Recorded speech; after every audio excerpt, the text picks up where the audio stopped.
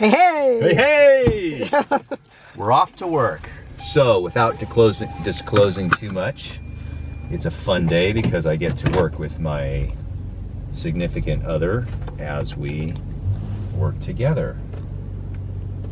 And we actually like each other, and I think we work well together because we're busy. And we don't see much of each other during the day, right? All right. So 5 questions that you think patients want to ask. They're out there drinking already. 5 questions that you think patients want to ask that are maybe too embarrassed or don't know. Oh, you're asking me? Yeah, I'm asking you. What do you think now that you've been there? What do you think people want to know? Besides the obvious, does my insurance cover it? Is it gonna hurt? The answer is no. It should not hurt. What you see sometimes on YouTube is very spectacular. What I've been doing is, as of the last probably 2 years, finding out from patients, have you seen chiropractic on Instagram, TikTok, Facebook, or YouTube? And the younger they are, the more they say yes, and there's fear, a justifiable fear. They think that it's gonna hurt because obviously that's what makes it look good when there's a dramatic movement in a person or a reaction. But the reality is that a good chiropractic adjustment will only hurt if you're really inflamed, and even then the chiropractor really should be cautious, I believe.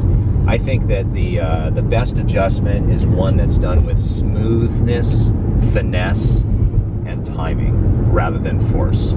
So the answer is no. People ask, how much is it going to cost? Okay.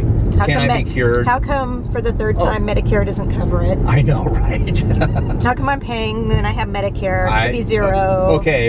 Hey, Medicare patient, it ain't free. Okay? So, all right, the next question, I think. I had a question today. Someone said, how come you have to go to a chiropractor? Actually, that one patient, he's my age and he's already had a knee replacement and he walks with a cane. It's scary. The new guy?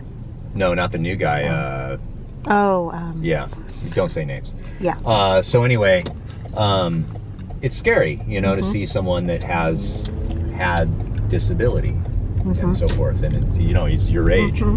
And so he said, sometimes people say to him, why do you go to a chiropractor? They don't fix you. And I said to him, well, why do you go to a dentist? They don't fix you. Why does your wife have to go for OBGYN checkups? They don't fix you. Why do we go to a doctor every year for blood tests? They don't fix you. Why do you go to an eye doctor? They don't fix you. Because the body is not fixed. It's not a car. And even if you fix a car, if you fix the carburetor, eventually the carburetor will need tune-ups. The human body needs tune-ups. And I think it's a misconception. People put way too much expectation on a chiropractor to magically just fix something so it's forever. So the reason you brush your teeth every day is because brushing your teeth does not fix anything. It's just maintenance.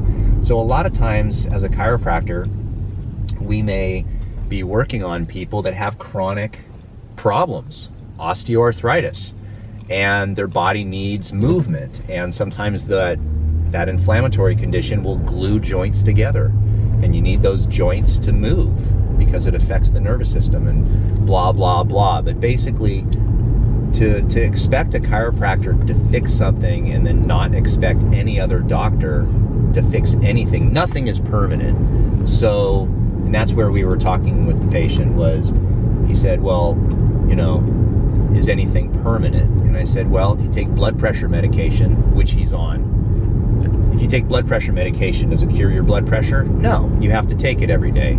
If you have cholesterol problems, you have to take the cholesterol medication every day. If you change your diet and your cholesterol goes down, is it permanent?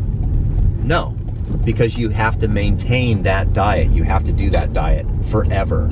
You have to exercise forever. So there's nothing in healthcare that is ever done that resolves something permanently and you live your life even right now, and I don't want to say what's happening right now because I don't know if I'm going to even post this, but what's happening right now is people are getting injections into their arm for a disease that shall not be named because I don't want to get demonetized. And they're already talking that in September, October, we need boosters. So even those are not permanent. So it's just the way it is. What's another? 5 hours later. 5 hours. So do I speak too much in my office? Person who is my significant other on the other side? Do I give people a PhD and a dissertation for every frickin' question they ask? Yes. You know what I should say? You're a mansplainer. No, I'm a mansplainer. So anyway, that's what you get when you go to a chiropractor is you do get some personality and you do get a joke and you might even hear a short story. And if you're unlucky, you will have a puppet that will explain it if you're not careful. And there are some patients that would rather have the puppet talk to them. So we've made it to work. If you have any questions for me and you want real answers, let me know in the comment section and I'll be happy to entertain your questions. But please, ask nicely.